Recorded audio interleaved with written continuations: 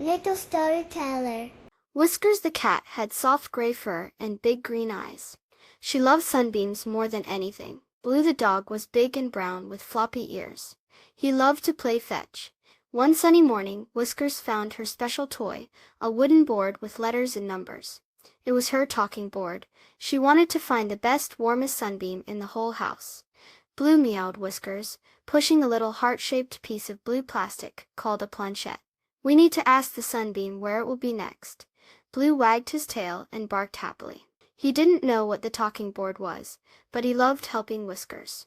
Whiskers put her paw on one side of the planchette, and she tried to get Blue to put his paw on the other side. Blue licked the planchette instead. No, silly, giggled Whiskers. She gently guided Blue's paw onto the blue heart. Together they pushed the planchette. It slid slowly across the wooden board.